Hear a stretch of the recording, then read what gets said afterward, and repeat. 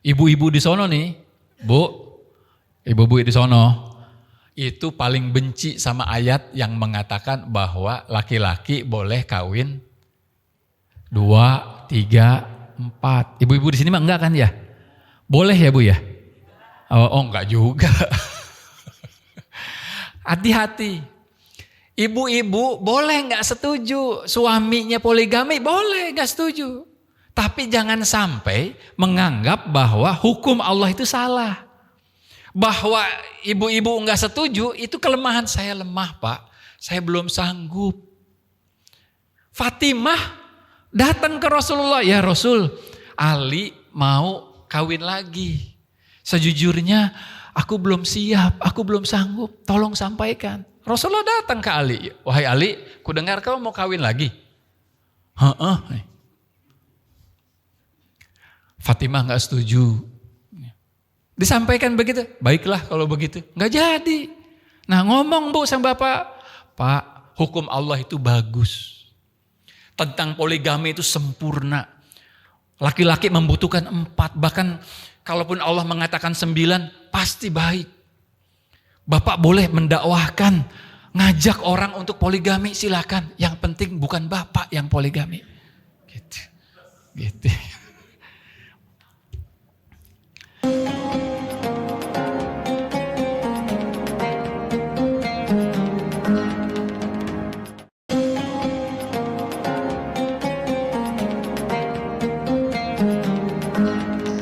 Sebelumnya kami ucapkan terima kasih yang sebanyak-banyaknya kepada Ustaz Abdul Robi Walia, SIMA,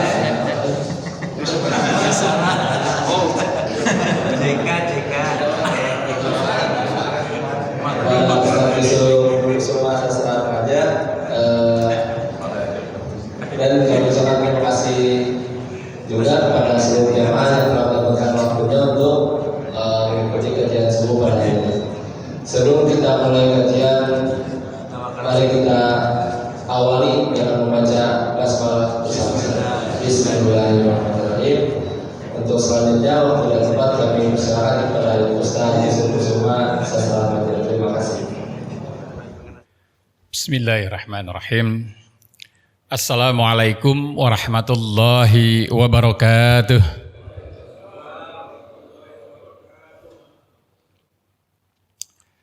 Saya bersyukur dianggap seganteng Ustadz Robi Walia.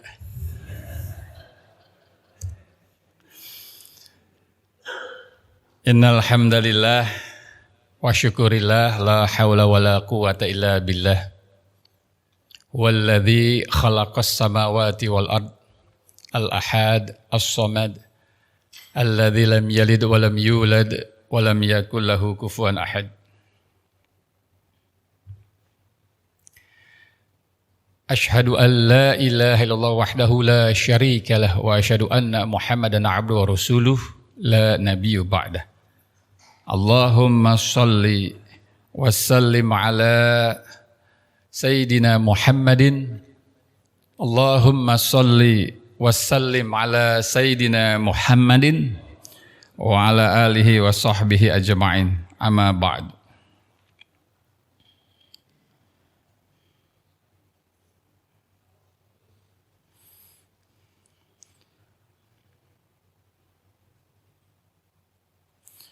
Baik, ikhwati fillah rahimakumullah.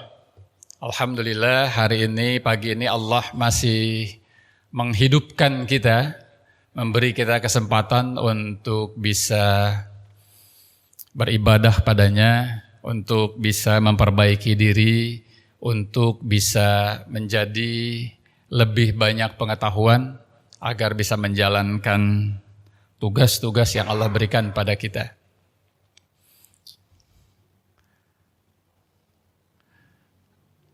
Ini kayaknya pada belum ngopi nih ya.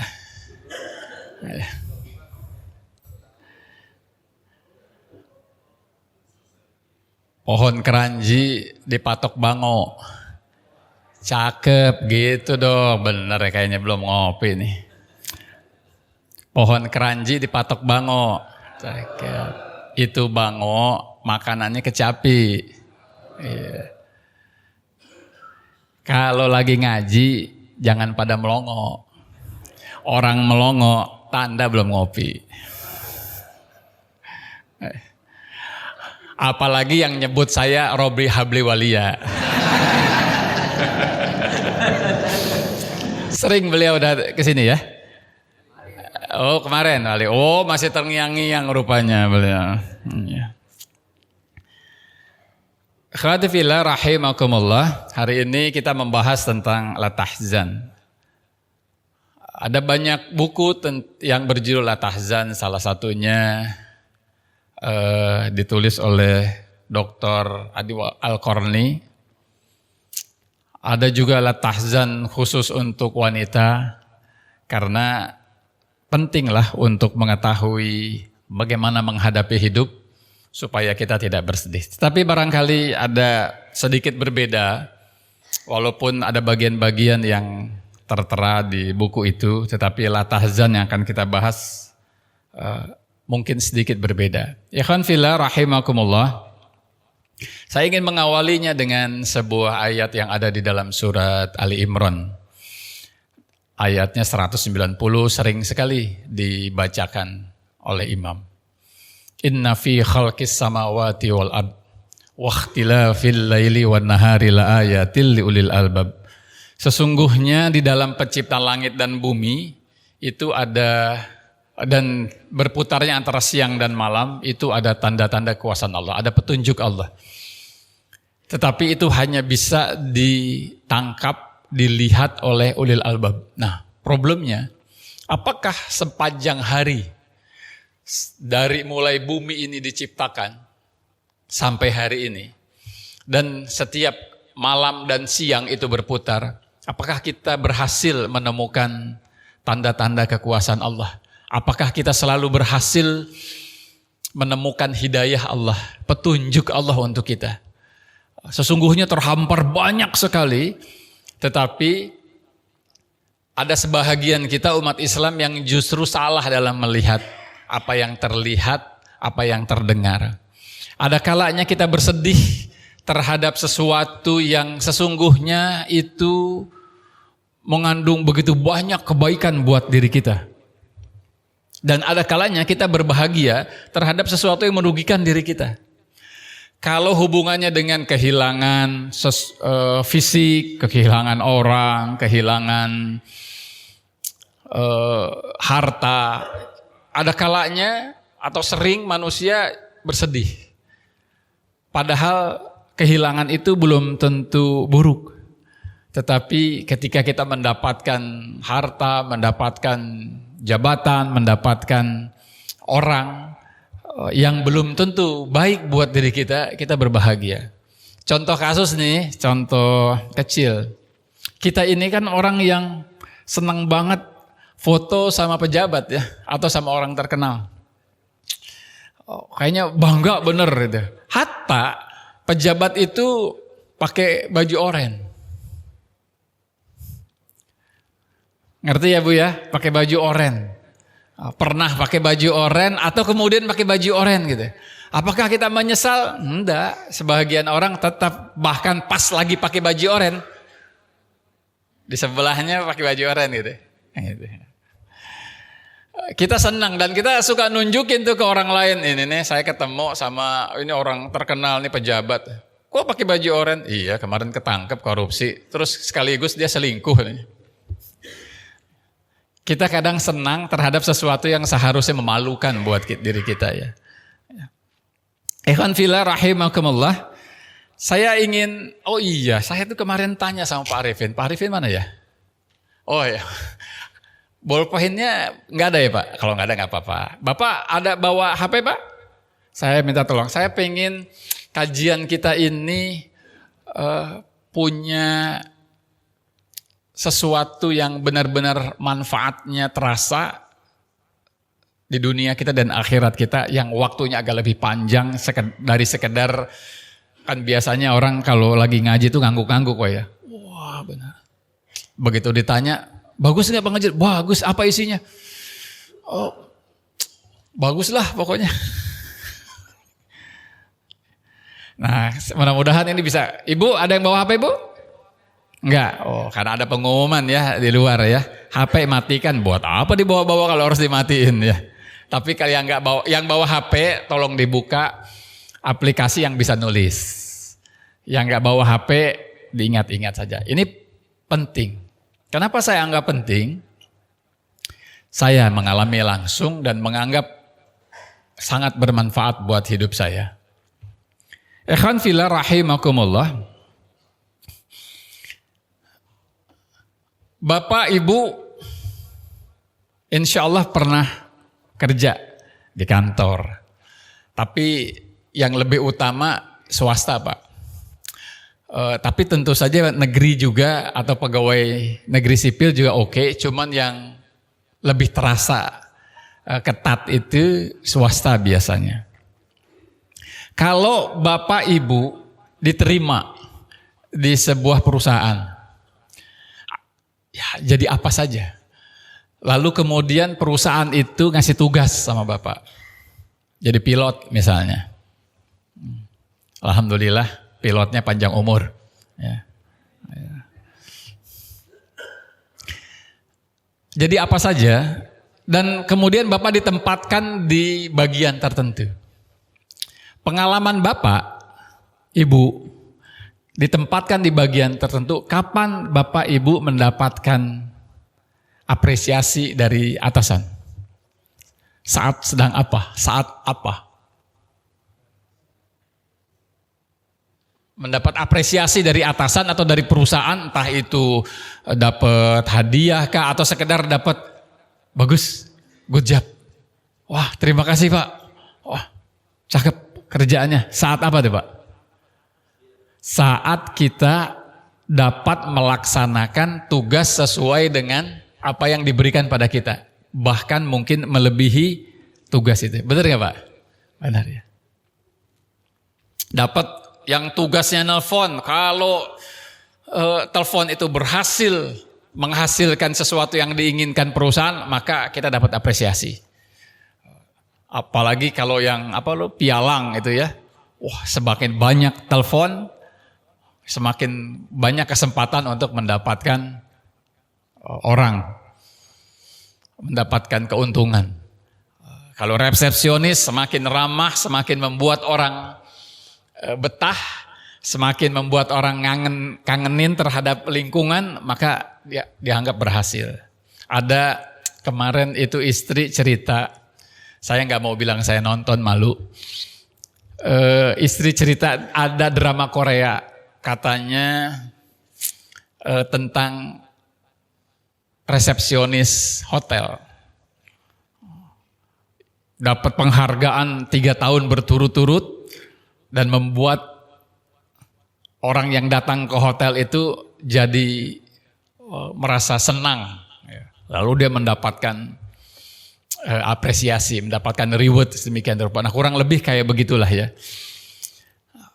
Kita akan mendapatkan reward dari perusahaan kita saat kita mampu menjalankan tugas gitu ya. Kalau enggak mampu menjalankan tugas biasanya dapat surat peringatan atau bahkan ujung-ujungnya kita dipecat. Nah, Bapak Ibu yang dirahmati Allah.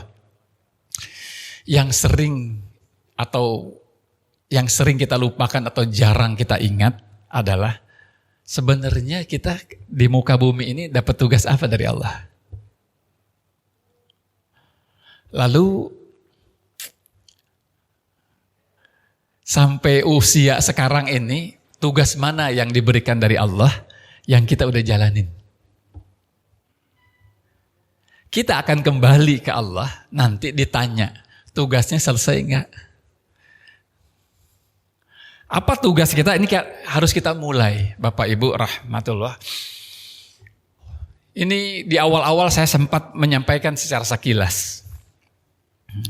Tugas kita di muka bumi itu paling tidak kalau dirangkum itu ada 3 hal yang utama.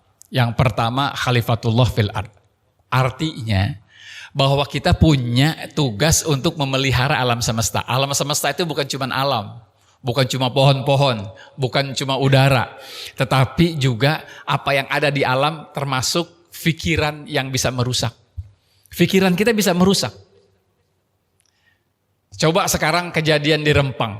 Itu pasti diawali juga dari pikiran. Kenapa ada penguasa yang begitu tega, padahal sudah janji waktu mau jadi pejabat, janji dalam waktu 3 bulan semua warga Rempang dapat sertifikat hak milik. Tapi begitu sudah 4 tahun, bukan sertifikat yang didapatkan, justru disuruh pergi. Dan cara pergi nyusirnya juga kasar. Padahal mereka sudah sebelum negeri ini merdeka, mereka sudah ada di sana. Justru mereka yang memberikan sebahagian dari tanah kekayaan mereka untuk negeri ini. Dari mana pikiran mengasari manusia itu? Kenapa bisa muncul itu? Karena dia lupa tugas mereka sebagai pemimpin. Nah, awalnya juga dari pikiran. Nah, pikiran-pikiran semacam itu yang merusak itu, entah pikiran kita pribadi atau pikiran orang, itu tugas kita, Pak. Tugas kita supaya bagaimana caranya diri kita tidak berkontribusi terhadap perusakan melalui pikiran, perkataan, dan perbuatan kita. Ada banyak orang putus asa gara-gara kita ngomong terlalu kasar. Ada banyak anak menganggap dirinya itu enggak punya makna, enggak punya harga ketika orang tuanya salah ngomong. Bapak seumur hidup enggak pernah melakukan perbuatan kayak kamu ini. Ini perbuatan konyol, goblok, tolol ini. Ini bukan manusia perbuatan kayak begini. Pada anak misalnya yang sedang tumbuh. Maksudnya nasehatin, maksudnya ingin membuat anak sadar. Tapi kalimat itu bisa tertanam dan tertancap membuat dirinya merasa gak berharga. Apakah itu melaksanakan tugas? Itu berarti gak ngelaksanain tugas. Karena kata-kata kita, pikiran kita, perbuatan kita justru merusak alam semesta. Merusak orang sekitar, merusak manusia. Padahal Allah sudah ngasih sinyal. Ketika kita salam, assalamualaikum. Yang kita sebut. Ke kiri, assalamualaikum. Artinya kita sebagai manusia, peribadahan, ujung-ujung dari peribadahan. Sholat itu ibadah yang paling utama. Ujung dari sholat disimbolkan sebagai memberi manfaat. Seolah-olah Allah ingin mengatakan ibadah kamu, doa kamu, permohonan kamu, penyerahan diri kamu kepada Tuhan gak ada maknanya kalau dalam hidup tidak mampu untuk memberikan salam kepada orang kanan, salam kepada orang kiri, kepada semesta. Tadi imam membacakan surat Al-Hujurat tentang bahaya menganggap orang lebih buruk daripada kita. Inna ba'da zon, sesungguhnya zon itu ismu. Sebahagian dari zon itu, prasangka itu adalah buruk, dosa. Dan di ayat itu juga imam mengingatkan tentang jangan sampai membicarakan keburukan orang lain. Nah, ikhwan fillah rahimatullah, khalifatullah fil ard itu bukan sekedar kita menjadi pemimpin. Khalifatullah fil ard itu artinya memelihara kesempurnaan yang Allah sudah berikan. Wattini wazzaitun wa turi sinina wa hadzal baladil amin. Laqad khalaqnal insana fi ahsani taqwim. Tsumma radadnahu asfalas safilin. Sesungguhnya Allah itu lakot itu artinya kalimat sempurna, enggak besok, enggak nanti, kapan saja. Lakot, manusia itu pasti sempurna. Sudah dipastikan manusia itu adalah makhluk yang sempurna, sudah dipersiapkan sempurna, cocok dengan tugasnya yang diberikan di alam semesta. Tapi sebahagian manusia justru asfala safilin. Kenapa? Enggak ngejalanin tugas. Lalu ibadah. Ibadah itu sebagai sebuah simbol. Oh ya, kalau khalifatullah itu ayatnya ada di dalam surat Al-Baqarah ayat ke-30. Ya, kalau ibadah ini Allah menyampaikan di surat Al-Zariyat surat ke-51 ayat ke-56. Ada yang hafal Ibu ayatnya? Hafal ya insyaallah. 51 ayat ke-56. Wa ma khalaqtul jinna wal insa. Nah, kalau disebutin kadang-kadang memang saya juga begitu. Kalau ayatnya kadang nggak hafal suratnya, tapi kalimatnya matannya insyaallah hafal. Wa ma khalaqtul jinna wal ins illa liya'budun. Kita ini di dunia ini enggak ada lagi tugas kecuali untuk ibadah. Semua ngejalanin tugas yang diberikan oleh Allah, perintah dari Allah itu ibadah. Karena ibadah itu jangan sekedar dimaknai sebagai menyembah. Menyembah itu dalam bayangan kita, menyembah itu apa? Sujud ya. Nyembah itu sujud. Sebahagian kita membatasi kalimat sembah itu dengan makna sujud. Padahal yang dimaksud al-bud atau liya'budun di sini itu adalah juga punya makna mengabdi. Mengabdikan diri. Seluruh jiwa inna sholati wa nusuki wa mahyaya wa mamati lillahi rabbil alamin. Semuanya buat Allah. Semua yang ada dalam diri kita adalah milik Allah dan untuk Allah. Jadi bukan cuma pas sholatnya saja, tetapi ba'da sholat. Yang kita lakukan sehari-hari, kenapa harus mengucapkan basmalah, bismillahirrahmanirrahim? Karena semuanya harus bermakna, ini karena Allah, untuk Allah. Kenapa kita jalan keluar, bismillah, kita megang gelas mau minum, bismillah, mau makan, bismillah, mau mandi, masuk, kalau nggak hafal langkah atau ayat bacaan doanya minimal bismillah, semuanya dilakukan dengan bismillah dianggap cukup. Bahkan wudu saja bismillah. Sunnahnya bismillah. Ditambahkan oleh para ulama doa is okay, itu bagus sekali, nggak ada kategori bid'ah di situ. Bismillah.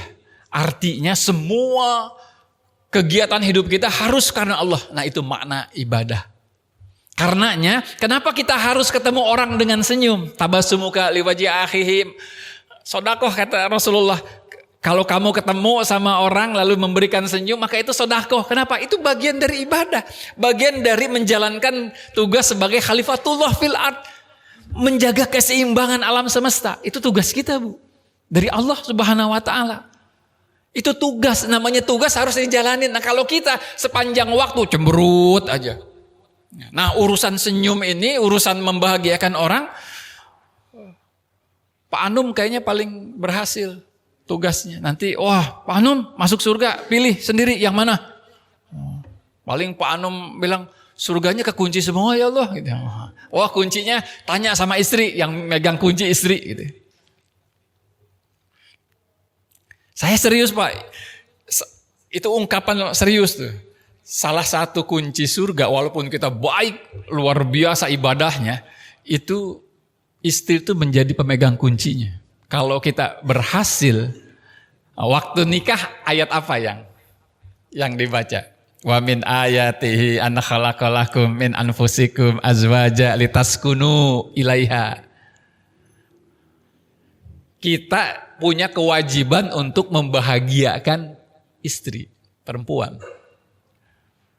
Memberi ketenangan pada perempuan. Itu kunci. Berhasil apa enggak? Nah, sampai rumah tanya, Mama, kamu bahagia enggak ikut sama aku? Gitu.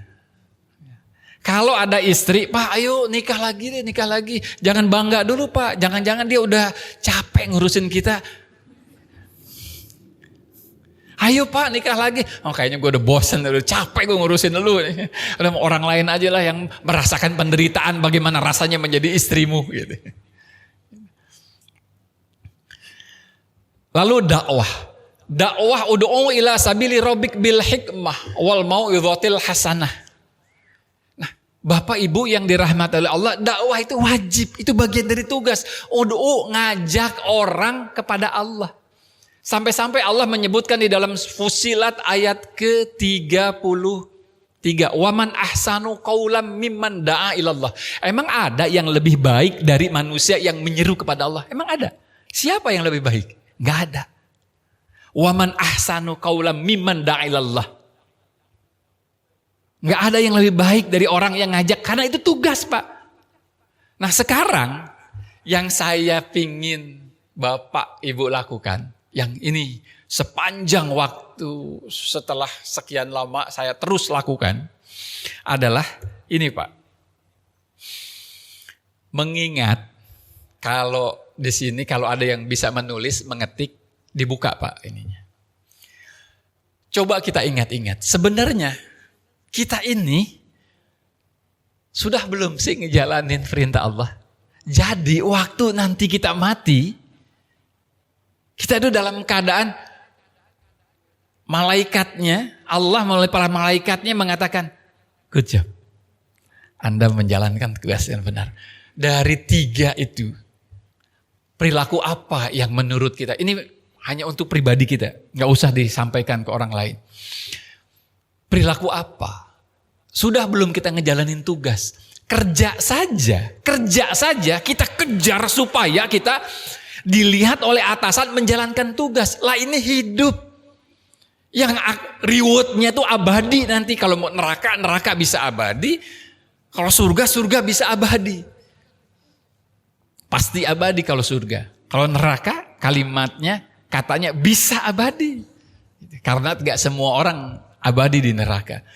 Nah, ikhwan fillah rahimakumullah, kalau urusan kerja saja kita bisa bersusah payah untuk menjalankan SOP, menjalankan keinginan perusahaan. Nah, sekarang yuk kita ingat-ingat. Ini hidup ini.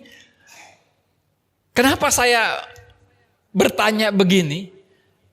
Saya terlalu sering sampai hari ini masih khawatir. Kira-kira yang sudah menjalankan atau perilaku saya yang menjadi simbol atau mewakili gitu ya, bahwa itu saya menjalankan tugas dari Allah, apa ya? Saya masih kesulitan, Pak.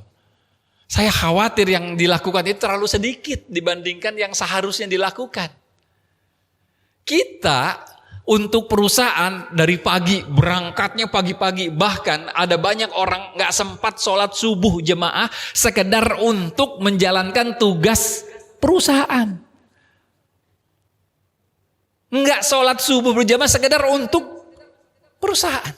Bisa kita sekedar untuk mendapatkan uang 10 juta, 20 juta, bisa kita.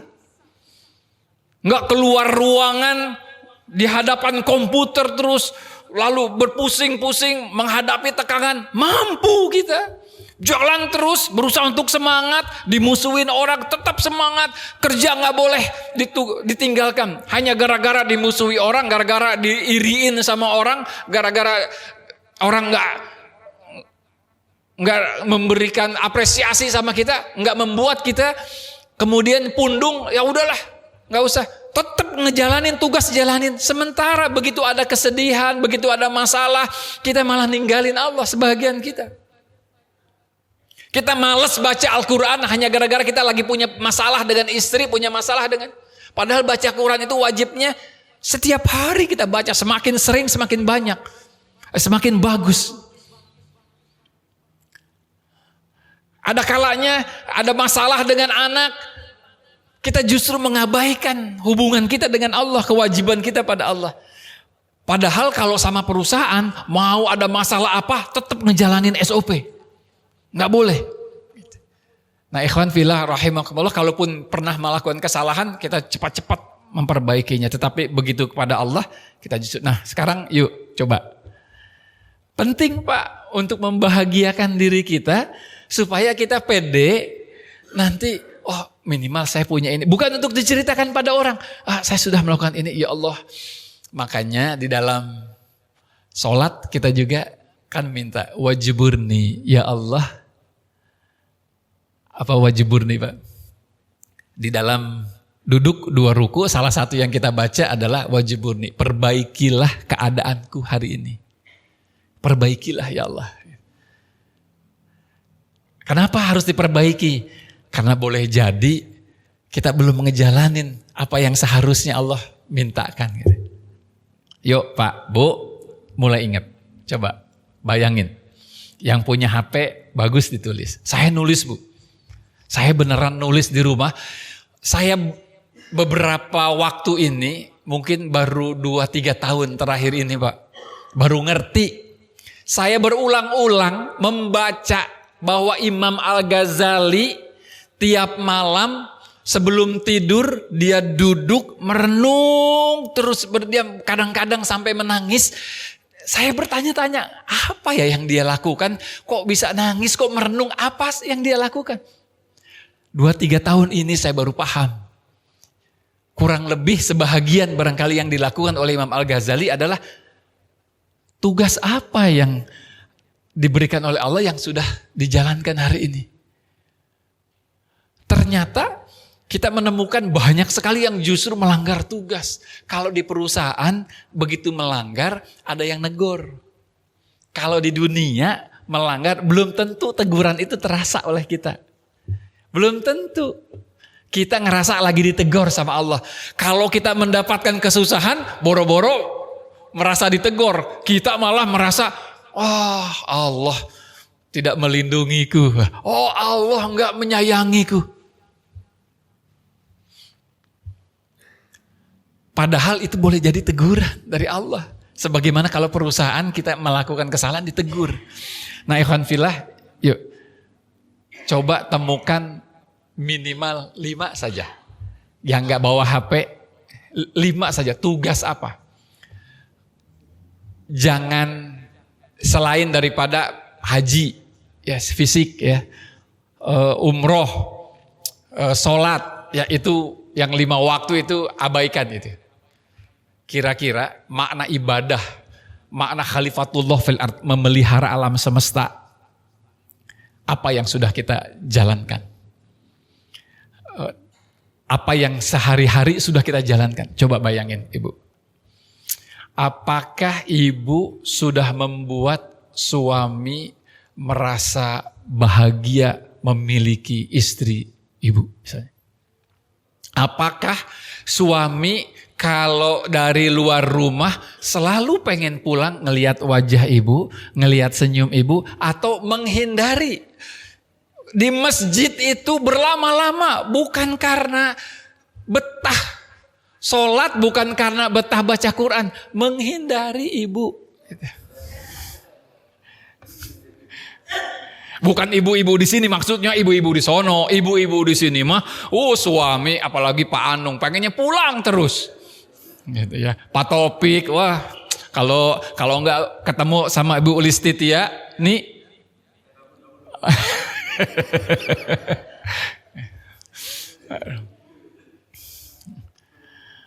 sehari kalau nggak ketemu rasanya, wah jadi pengen nyanyi lagu Roma Irama, kerinduan katanya. Yang hafal lagu kerinduan berarti usianya udah banyak. Yang nggak hafal, berarti masih belia. Pak Anung hafal nggak? Masih belia berarti Pak Anung. Ayo temukan Bu, 5 saja.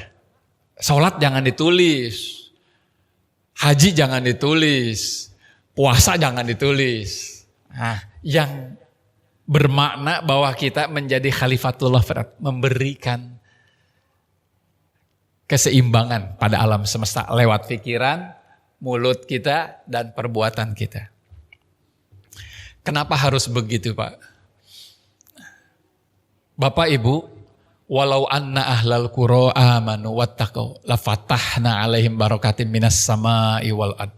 Allah janji kalau kaum di suatu lingkungan itu beriman dan bertakwa pada Allah, Allah janji akan melimpahkan rahmat dan keberkahannya.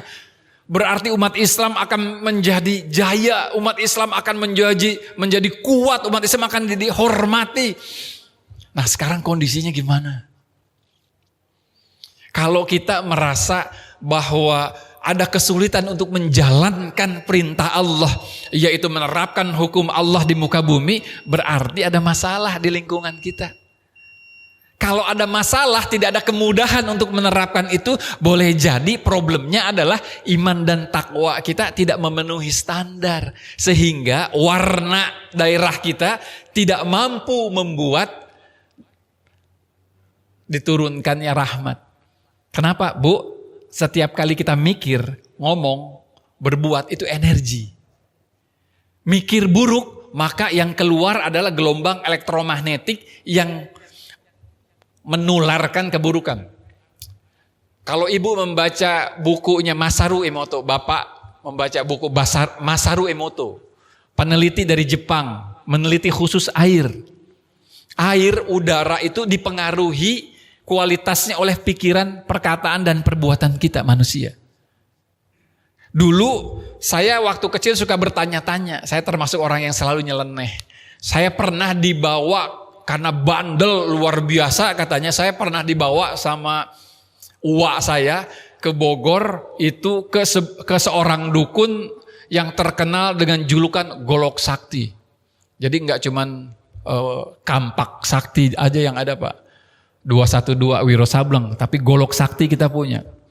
Saya nanya sama itu dukun, waktu dia komat kamit, gitu. Sebelum diminum saya nanya, emang kenapa harus dibacain? Supaya kamu gak bandel lagi. Apa hubungannya? Minum air yang dibacain sama saya gak bandel. Wah dukun itu sewot, kamu emang bener-bener bandel ya. Udah gak ada lagi nih kayaknya. Wah kayaknya udah gak ada lagi yang bisa ngobatin bandel ini anak katanya. Itu minuman itu saya minum sedikit. Hanya sekedar karena dipelototin saja sama orang tua. Nah belakangan saya baru tahu. Tentu bukan yang dilakukan oleh dukun, kiai juga banyak melakukan membaca. Ternyata ucapan kita itu mempengaruhi kualitas molekul air. Pasti Pak, air di rumah kita kalau sering marah, ibu-ibu sering ngomel-ngomel, sering kan ibu-ibu kalau ngomel harus diucapkan katanya Pak. Kalau nggak diucapkan jadi pusing, benar nggak Bu? Benar ya Bu ya. Jadi kalau ngedengar omelan ibu-ibu itu atau istri kita, itu adalah cara kita membahagiakan dia. Karena ibu-ibu itu cara bahagianya adalah ngomong. Untuk agar bisa omelan itu menyeimbangkan alam semesta, enggak justru merusak alam semesta, maka omelannya harus dirubah. Kalau biasanya, bapak ya, masa gini aja nggak ngerti sih Pak? Bapak kan pemimpin keluarga, harusnya ngasih contoh dong. Ibu nggak bisa ngaji kan karena selama ini bapak nggak pernah ngajarin ibu ngaji. Kalau suaminya ngemel, Bu kok nggak ngaji-ngaji? Selama ini juga nggak pernah diajarin sama bapak. Jadi bapak yang salah dong. Nah daripada ngomongnya gitu, Masya Allah Pak, selama 20 tahun, 30 tahun kita nikah, Alhamdulillah baru ini pertama kali Bapak nyuruh saya ngaji, Alhamdulillah makasih ya Pak. Nah kalimatnya boleh banyak tetap Bu, tapi kan bagus, tinggal si bapaknya aja. Oh iya ya, tapi terasanya lembut daripada Bapak ini gimana sih? Sama anak juga begitu, kamu ini sudah SMA, kamu sudah kuliah, belajar kok kurang. Masya Allah nak, Allah ngasih kita pikiran, Allah ngasih kita perkataan, Allah ngasih kita perbuatan untuk supaya kita semakin mengerti kehidupan ini. Ya Allah ya Karim, kamu belum membaca buku selama 2 bulan ini, boleh jadi ada banyak pengetahuan nak yang belum hilang, yang belum nempel. Yuk temukan, ngomong juga Bu, tetapi ngomongnya manfaat dan memberi keseimbangan alam semesta. Punya cucu, ya Allah ya Karim. Biasanya apa kalau kakek sama nenek ketemu cucu? Ya Allah ya Karim, Masya Allah anak siapa ini? Dia lupa nih anak siapa. Anak siapa ini? Nang Ninang anak siapa ini? Kalau dia bisa ngomong nih bayi, kan gue cucu lu. Ya anak dari anak lu lah gitu ya.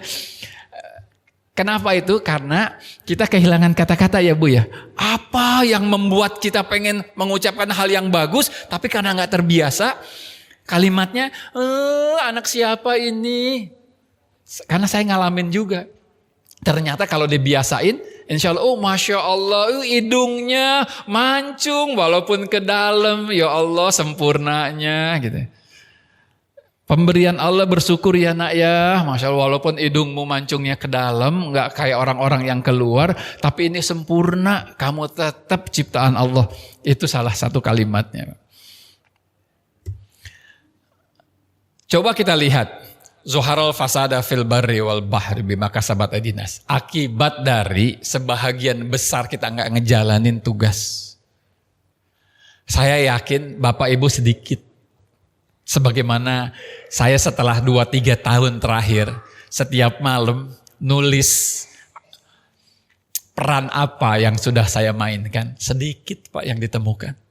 Dan itu yang membuat Abu Bakar nangis tiap malam tuh itu. Yang membuat Imam Al-Ghazali menangis itu ternyata itu. Ya Allah, umur dikasih sepanjang ini, hari ini cuma melakukan ini. Kebaikan. Menjadi khalifatullah fil ard cuma ini. Ya Rahman, ya Rahim. Nah itulah kenapa para nabi, ulama bisa membuat hari ini lebih baik dari hari kemarin. Karena dia ngoreksi. Oh, wah, besok apa berarti yang harus saya lakukan supaya menambah ini daftar kebaikan yang saya lakukan. Supaya nambah, apa yang harus saya lakukan besok? Itu Pak. Malam itu sebelum tidur, sebelum baca Bismika Allahumma ahya wa Bismika amut. Atau sebelum tidur, sebelum Bapak membaca doa yang lain. Doa makan itu apa Pak bacanya? Sebelum Bapak baca doa makan ketika mau tidur, coba periksa dulu apa yang Bapak lakukan. Palestina hari ini terjadi porak-poranda. Kenapa? Karena kita umat Islam gak ngejalanin tugas Allah. Kunut nazilah saja misalnya. Hari ini subuh, alhamdulillah kita membaca kunut nazilah. Barakallahu fina, barakallahu fikum. Tetapi saya kemarin Jumat diminta pengurus masjid, udah 2 Jumat ini diminta untuk membaca kunut nazilah. Tapi saya tanya, zuhurnya kunut nazilah enggak? Asarnya kunut nazilah enggak? Karena kunut nazilah itu sunnahnya adalah semua sholat. Bukan cuma Jumatan doang, bukan cuma subuh doang. Semua sholat harus kunut nazilah. Itu permohonan, itu sunnahnya begitu. Itu juga agar membuat doa kita sampai ke langit terus. Ini kita cuma Jumatan doang, sebagian ya. Di sini insya Allah mudah-mudahan tiap sholat. Kalau ibu sendiri hafalin Bu.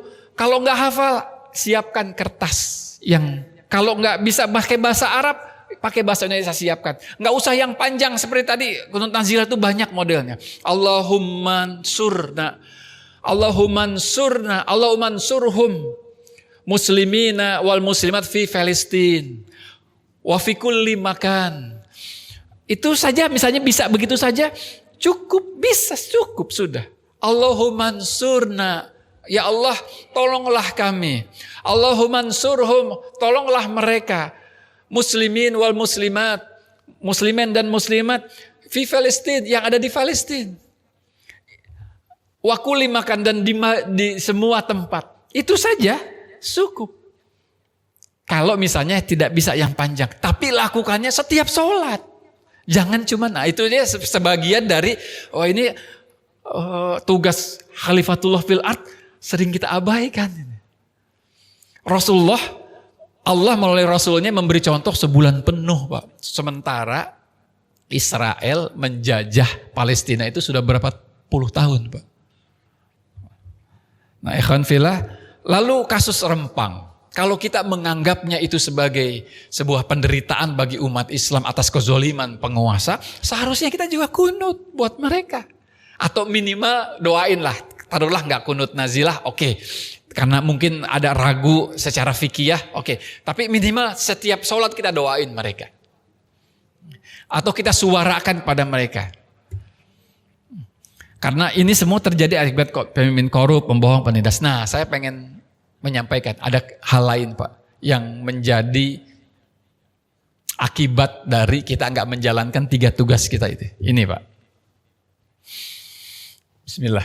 Kalau kita baca Syirat Nabawiyah, ada peran Hud, ada peran Paret,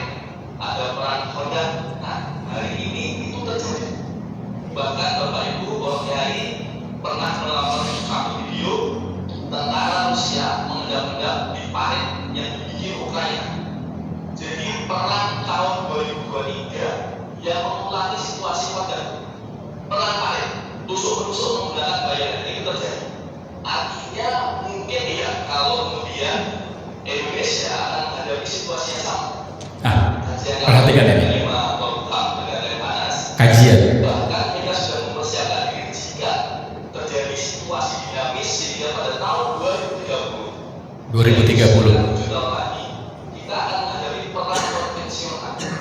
Kembali ada invasi asing yang masuk ke Indonesia. Ini sudah menjadi kajian kami yang cukup serius. Nah, kemudian yang kedua kita menghadapi satu dinamika kawasan yang juga sangat serius, yakni konflik Taiwan dan konflik Laut Tiongkok Selatan yang sangat berimbas juga kepada Indonesia.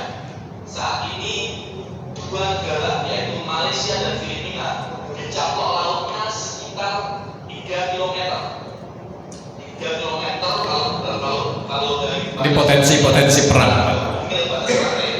yang kemudian dicaplok oleh Tiongkok. Sudah dicaplok. Tiba-tiba kita di dekat Batam sana, di Natuna sana, tiba-tiba Tiongkok mengumumkan ini laut kami, ini laut saya.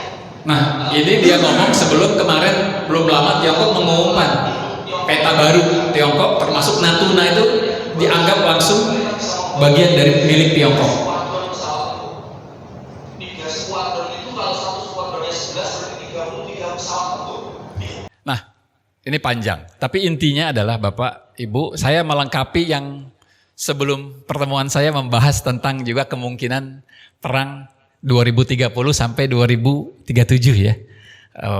Ungkapan Profesor Hafiz Abbas yang membahas buku World Bank yang mengatakan Indonesia akan pecah. Memiliki dua kemungkinan. Indonesia pertama hilang. Indonesianya mungkin masih ada, tapi penguasaannya bukan orang Indonesia, kayak Singapura. Dulu 100% Melayu, Malaysia yang punya. Tapi sekarang Malaysia nggak punya kewenangan atas atas Singapura. Dan kalau nyari orang Melayu di kota Singapura, oh itu susah luar biasa. Apalagi nyari orang Melayu yang sukses di Singapura, oh, itu susahnya luar biasa. Nah, Indonesia modelnya kayak gitu. Nanti kurang lebih sekitar tahun 2037 perkiraannya. Yang kedua kemungkinannya Indonesia itu dibagi menjadi 4 negara, bukan negara bagian, negara yang satu sama lain saling terpecah. Karena sebenarnya sekarang ini sudah ada blok-blok, ini nanti akan dikuasai Cina, ini akan dikuasai oleh Eropa, ini dikuasai oleh siapa, itu Indonesia sebenarnya sudah ada blok-bloknya. Nah sekarang pemerintah kita sekarang ini agak lebih mengasih kelonggaran nih sama Tiongkok, walau alam apa ininya berprasangka baiknya mungkin ada hal yang sedang disiapkan untuk menyelamatkan Indonesia, tapi kita sebagai bangsa perlu khawatir juga karena sudah banyak orang-orang Cina yang ada di Indonesia di beberapa pulau tertentu yang itu sesuai dengan peta perpecahan yang nanti kira-kira akan terjadi yang sudah dipetakan oleh World Bank. Kurang lebih, wah ini termasuk juga Rempang. Ya. Problemnya kalau itu terjadi, kita mau ngapain? Kita bisa apa?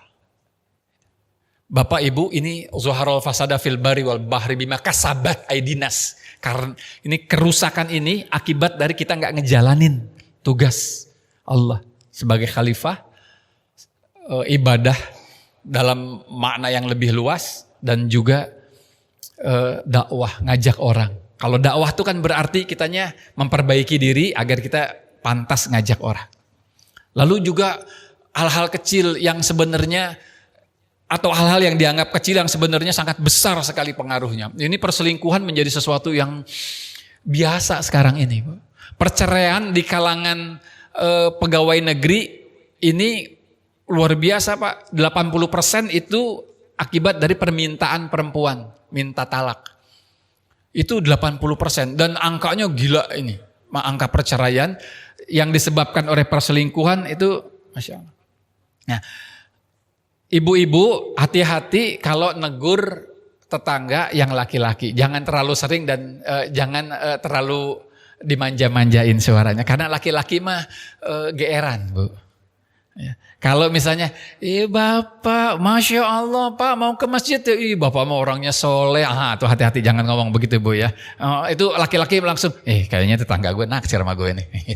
Kalau bapak-bapak mah begitu Bu. Ya, apalagi kalau ibu, mohon maaf, ibu nggak punya suami atau sudah tidak punya suami, bapak-bapak mah langsung punya pikiran, kayaknya harus minta izin nih sama orang rumah gitu ya.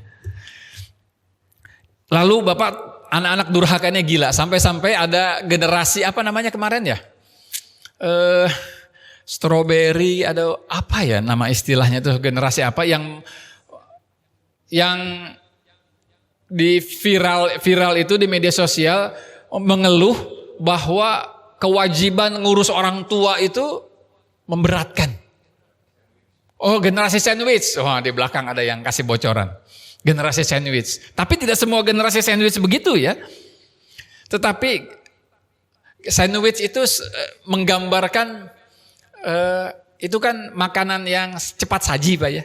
Gampang. Jadi anak muda, anak-anak atau orang-orang yang pengennya gampang aja gitu, yang gampang-gampang gitu. Termasuk ngurus orang tua itu dianggap sesuatu yang memberatkan. Sampai-sampai dia nulis keluhan, kenapa sih orang tua harus minta dibiayai hidupnya? Kenapa enggak direncanakan saja sejak awal nanti waktu tua biar enggak usah nyusahin anak-anaknya. Itu kalimat, dan ngelihat tanggapannya itu banyak yang ngedukung. Iya, gue selama ini juga pusing ngurusin orang tua, gue ribut sama istri gara-gara orang tua. Ada gue ribut sama suami gara-gara orang tua. Wah, itu sampai keluhan itu keluar. Ya Allah ya Karim, banyak ternyata. Itu yang saat saya baca komentar itu saja, itu yang komen itu sudah sampai 2 juta komen. Tapi saya nggak baca semua, tentu saja kok terlalu banyak. Tapi banyak sekali yang ngedukung itu, di samping juga banyak juga yang menyayangkan. Tapi yang saya baca yang paling banyak menyayangkan sikap itu orang-orang tua, orang yang sudah tua. Yang muda-mudanya saya lihat, loh kok kayaknya kesannya lebih banyak ngedukung pendapat ini. Nah ini kenapa bisa begitu? Berarti orang tua nggak ngedidik dengan benar.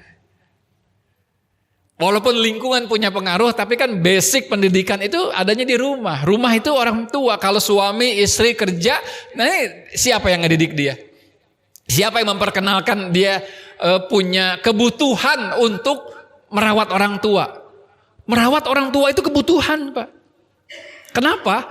Sebagai khalifatullah fil ard, kita ini harus memberi keseimbangan setiap alam semesta, melatih diri kita untuk bisa tersenyum, melatih diri kita untuk bisa memberi kebaikan pada orang lain, sebelum pada orang lain, maka pada orang terdekat. Dan energi yang kita miliki, yang kita keluarkan itu ke alam semesta, melesat ke alam semesta, lalu menarik yang sefrekuensi dengan diri kita.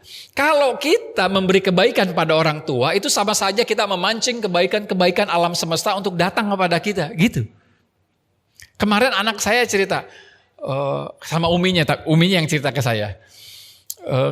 Kata dia ke uminya, selama AA semakin memperhatikan umi, ngasih, itu selama itu justru rezeki dari mana-mana datang terus, Mi. Pernah dulu kekurangan, masih kurang lah, umi juga ngerti, belum ngasih, itu malah seret.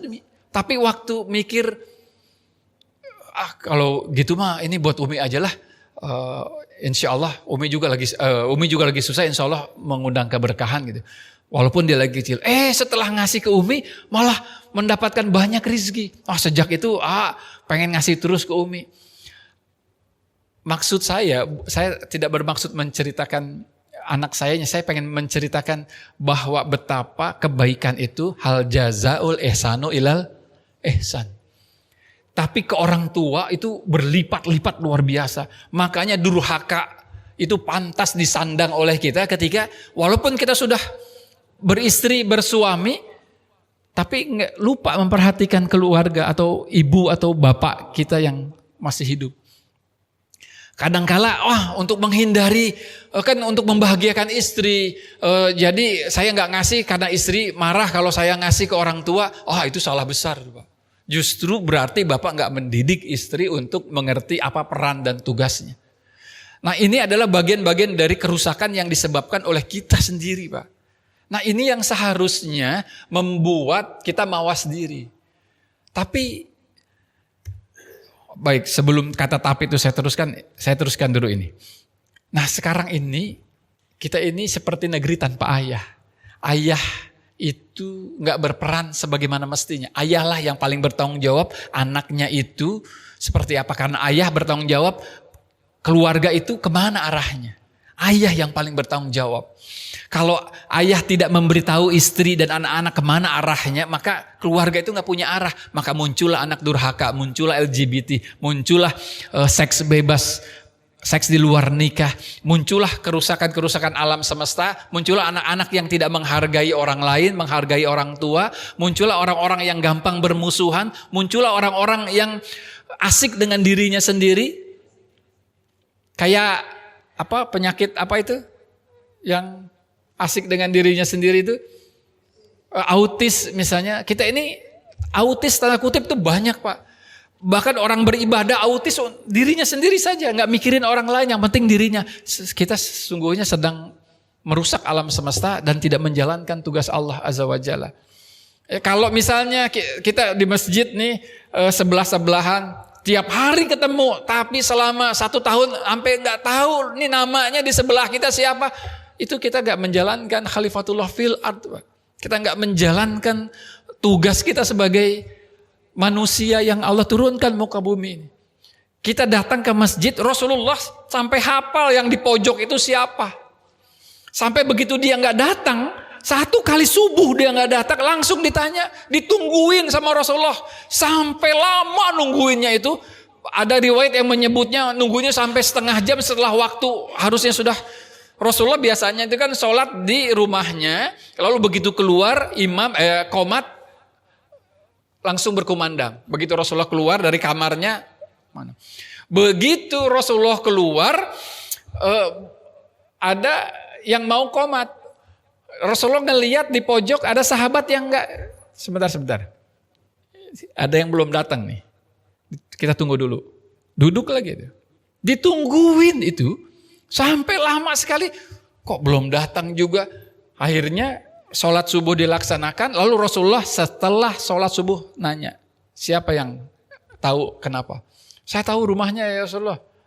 Langsung Rasulullah itu ke rumahnya sahabat ini. Dan ternyata sahabat itu meninggal dunia.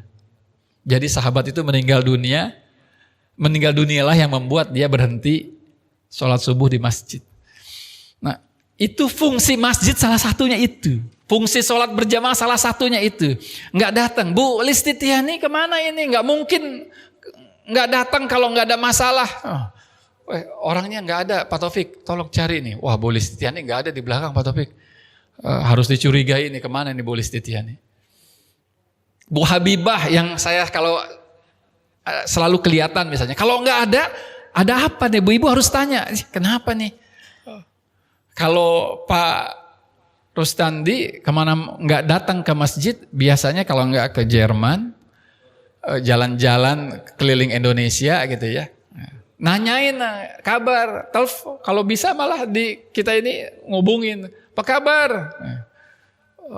Saya kemarin WA, karena pas terakhir Pak Rustandi nggak ada ya, saya mau nanya mau sedang ada di mana sekarang gitu.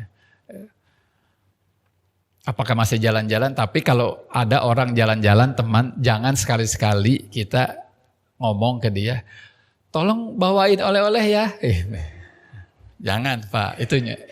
Kita secara sunnah itu kita dilarang untuk begitu. Bahwa dia bawa oleh-oleh, itu urusan dia gitu ya.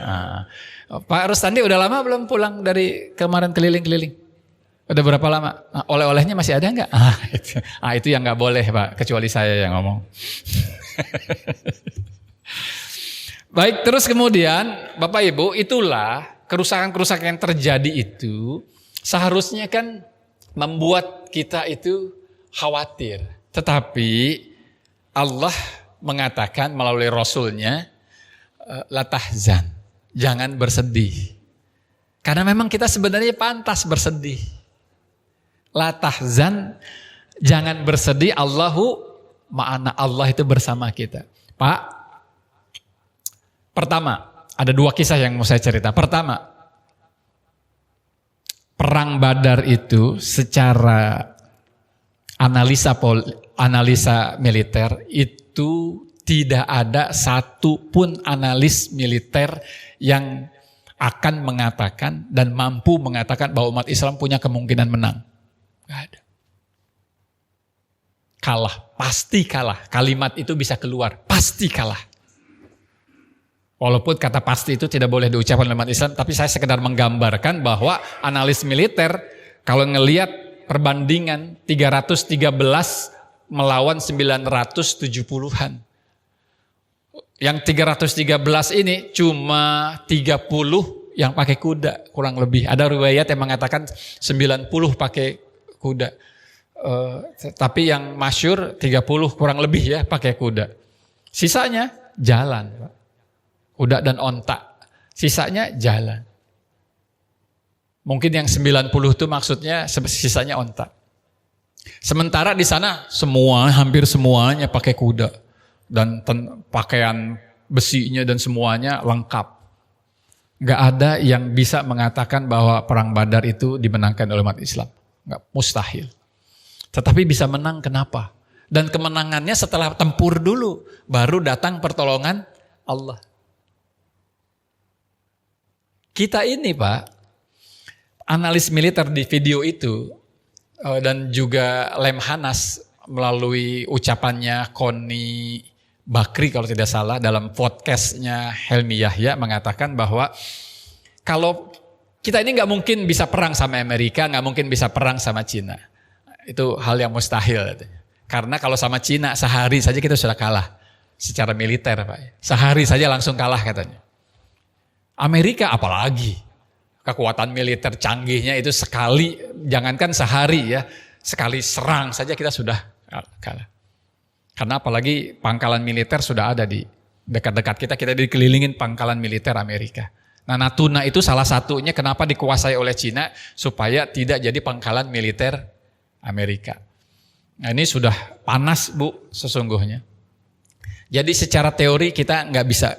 Tetapi kalau terjadi perang Cina sama Amerika dengan kelompoknya, dengan sekutu-sekutu mereka, maka sebagaimana perang Jepang sama Amerika dulu, sama sekutu dulu, Jepang kan merangsek ke kita, ngejajah kita. Kenapa? Mereka butuh sumber daya, mereka butuh tempat, mereka butuh sumber daya alam supaya mereka bisa hidup. Itu dulu, sekarang apalagi? Dan sudah kelihatan mereka menyiapkan tuh tempat di Malaysia disiapkan, di Indonesia disiapkan. Jadi kemungkinan kita dijajah itu kemungkinannya, ini kalau menurut pengamat militer ini yang Lemhanas ini, orang Lemhanas tadi yang saya tayangkan, itu kemungkinannya 90% kita dijajah. Ya saya sebenarnya pengen menyebut 98% sebutannya, tapi ya 90% lah kemungkinan dijajah. Persoalannya 2030 itu pas terjadi perang dan Indonesia dimungkinkan hampir dipastikan akan dijajah, akan kena karena ini selat kita punya 4 selat yang pasti akan dilalui dalam perang, dalam dagang itu akan dilalui dan mau nggak mau harus dikuasai selat itu. Pulau-pulau di selat itu harus dikuasai oleh mereka yang berperang. Nah kita mau ngapain? Siapa yang menolong kita? Pasti kita hanya meminta Allah yang menolong kita. Tetapi meminta pertolongan Allah itu ada caranya. Allah mengatakan, Qul ya ibadiyalladzi asrafu ala anfusihim. Wahai hamba-hambaku yang melampaui batas terhadap diri mereka. La taqnatu man rahmatillah. Janganlah kamu berputus asa pada rahmat Allah. Innallaha yaghfirudz dzunuba jami'an. Sesungguhnya Allah mengampuni dosa-dosa semuanya. Innahu huwal ghafurur rahim, dan sungguhnya Allah Maha Pengampun. Nah, kita ini kan sudah melampaui batas ya karena sudah tidak lagi mengikuti perintah Allah dan Rasulnya, atau banyak perintah Allah dan Rasulnya kita abaikan dari tugas itu. Maka yang harus kita lakukan adalah jangan berputus asa dengan rahmat Allah. Allah pasti menolong kita asalkan kita mau mendekati Dia. Apa? Minta ampun. Wasari'u ila magfiratim mir rabbikum wa jannatin ardhuha samawati wal ardu uiddat lil muttaqin. Dan diteruskan lagi, dan kembalilah kamu pada Tuhanmu. Wa unibu ila rabbikum Wa aslimu. Aslimu. Nah ini kata aslimu ini artinya bahwa Allah meminta kita berserah diri pada Allah. Berserah diri itu ayo ngejalanin perintah Allah. Wa aslimu, berserah diri, serahkan dirimu pada Allah. Artinya menyerahkan inna sholati wa nusuki wa mahyaya wa mati lillahi rabbil alamin. Nah ikhwan fillah rahimakumullah. Kemudian Allah juga mengingatkan kepada kita bahwa walladzina idza fa'alu fahisatan aw zalamu anfusahum dzakarallah fastaghfaru. Kalau kita habis melakukan perbuatan salah, ayo mendingan dan Allah akan menolong kita, pasti menolong. Nah, buat kita yang kemungkinan atau bisa saja tidak sampai 2030 tidak mencapai perang itu, tetap kita akan mendapatkan dampak buruk dari tidak dijalankannya tugas kita dari Allah itu yang 3 itu. Tetapi dengan mendengar ini berarti la tahzan, jangan sedih. Bapak, Ibu nggak ada yang kebetulan di muka bumi ini. Saya ngomong begini, Bapak, Ibu ngedenger gini. Kok tiba-tiba ngomongnya tentang ini, tentang persiapan mati, bagaimana nasib kita, tugas kita. Itu artinya Allah sedang memberikan inna fi khalqis samawati wal ardi wa ikhtilafil laili wan nahari laayatil lil abid. Allah lagi memberikan petunjuk, Allah lagi memberikan bimbingan, Allah sedang memberikan hudanya kepada kita. Tanda-tanda kekuasaannya kepada kita untuk menyelamatkan diri kita, untuk menyelamatkan saya, untuk menyelamatkan ibu, untuk menyelamatkan anak-anak kita. Nah, Bapak Ibu yang dirahmati oleh Allah, terakhir Islam itu substansinya adalah akhlak.